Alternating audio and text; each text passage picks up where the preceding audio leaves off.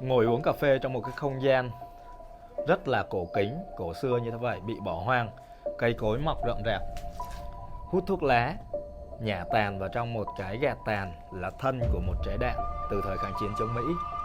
Nhìn ra bên ngoài cây cối hoang sơ, điêu tàn. Bên ngoài rêu phong, mưa, ướt vẫn còn nguyên bản. Chỉ có tại một cái quán cà phê tại Champasak, Lào.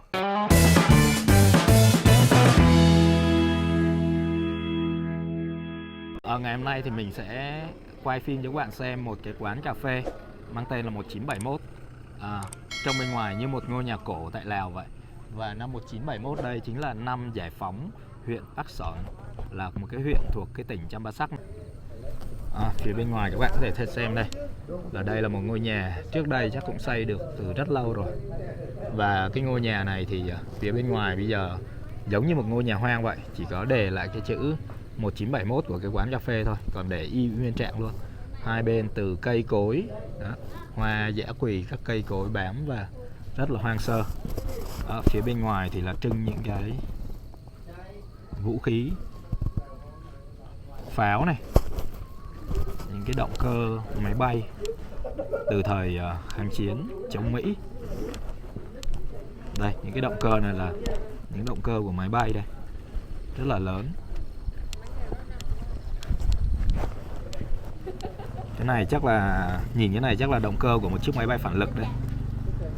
Một chiếc máy bay phản lực sẽ có cái động cơ kiểu như thế vậy.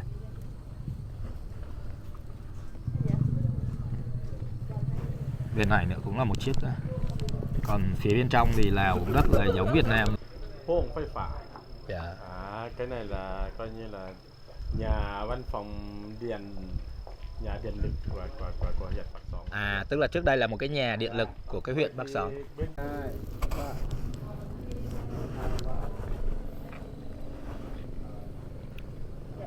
Đây có những cây hoa này, các bạn để ý rất là đẹp nhé. Quán cà phê này là lâu chưa em hả?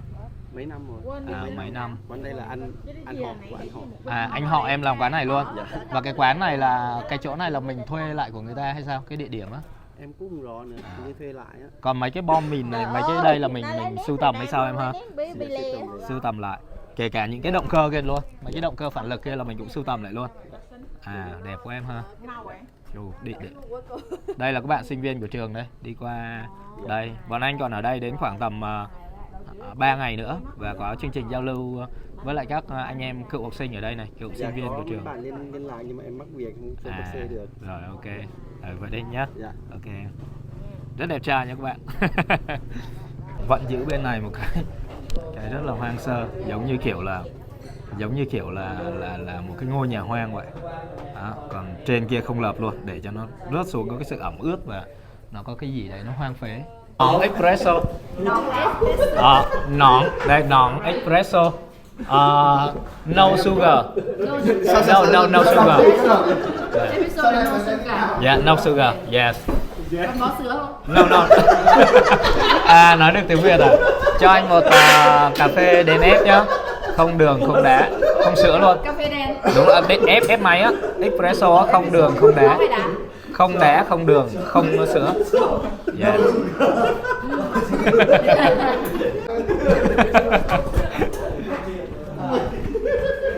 Em học ở Quảng Nam hay sao? Học ngành gì? Công nghệ thông tin. Đây là một cái biểu tượng của ASEAN nhé. Và đây là cái ấy của quán đây, Pasong Coffee. Pasong là một cái huyện của Champasak. Và 1971 đây, 1971 là cái năm giải phóng của cái huyện Bắc Song. Ở đây nó có những cái version, những cái kiểu phong cách của châu Âu trước đây. Lò sưởi. Đây hình như là B40 thì phải này, chống tăng B40 này. Cái đây thì là một cái hộp đựng cái gì của M18 này. Bạn nào biết thì có thể comment cho mình xem thử. Ở đây là những cái mảnh vỏ bom bi. Một quả bom mẹ nó sẽ ra nhiều quả bom như quả cam.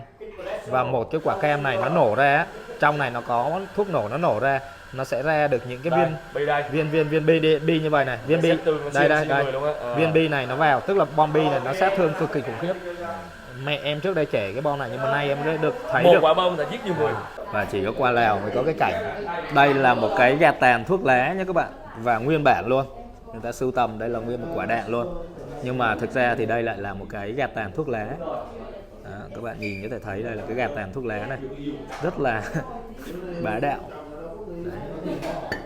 Và tương tự những cái này đã được rút hết cái thuốc lên rồi và làm cái gạt tàn thuốc lá, cái gạt tàn thuốc lá. Ngồi uống cà phê trong một cái không gian rất là cổ kính, cổ xưa như thế vậy, bị bỏ hoang, cây cối mọc rậm rạp, hút thuốc lá, nhả tàn vào trong một cái gạt tàn là thân của một trái đạn từ thời kháng chiến chống Mỹ. Nhìn ra bên ngoài cây cối hoang sơ điêu tàn, bên ngoài rêu phong, mưa ướt, vẫn còn nguyên bản, giữ được nguyên bản cái cầu thang của quán. Đấy, hoang sơ điêu tàn, cây cối bám đầy tường này, các bạn thấy không? Đấy, và đặc biệt các bạn, họ vẫn làm lại cái cây như thế vậy.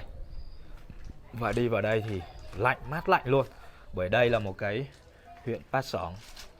Cái huyện này là một cái nơi mà lạnh và có sương mù, giống như kiểu là ở Đà Lạt hoặc là những cái nơi mà măng đen ở Việt Nam vậy đấy. Và các bạn này, họ giữ được nguyên vẹn luôn, từ cây cối nhá, cây cối này, đấy, họ giữ được nguyên vẹn những cái cây như thế vậy. Ra ngoài này đứng thì các bạn nói là đứng ngoài này á, thì gió ngoài kia nó thổi vào rất là mát cực kỳ luôn. Đấy, từ những cái nhà vệ sinh bây giờ vẫn đang còn sử dụng này, chỉ cải tạo lại một chút thôi. Còn đây cũng thấy những cái này được lấy ra, những cái vỏ đạn, vỏ pháo đây, những cái rất là khủng khiếp vào trong này. Phải nói chỉ có ở Lào mới có một cái phong cách kiểu như thế vậy thôi. Đấy, các bạn thấy chưa? Và trên kia là những cái vết đạn từ thời chiến tranh kìa, rất là sâu, những vết đạn. Và phía trên thì cây cối đã rất là tùm rồi. Đó, những cái cây các bạn có thể nhìn vào trong đây này. Không gian ngoài này nó rất là rộng nhá, kéo ra ngoài kia. Và ở đây thì có sương mù giống như kiểu Đà Lạt vậy. Đấy, cái view nhìn qua những cái khu vực ở phía bên kia. Đấy, bên này các bạn có thể thấy cây bơ nhé các bạn. Trồng những cái loại cây rất giống ở Việt Nam luôn, bơ, sầu riêng. Đấy, kia là hai cô giáo đến từ trường Đại học Quy Nhơn của Việt Nam đang tranh thủ chụp hình những cái view ở đây. Vết đạn này các bạn, vết đạn này, vết đạn này. Đấy, các bạn nhìn vết đạn này, ngày xưa ở đây chắc là bị tấn công rất là nhiều, khủng khiếp. Các bạn để ý nhé, có cả phong lan luôn này. Đấy, ở mướt đến mức độ mà nó có cả cái phong lan nó bám vào trên đây. Phong lan, và ở Lào rất là nhiều phong lan đẹp luôn. Các bạn nếu mà đi vào trong rừng ở Lào.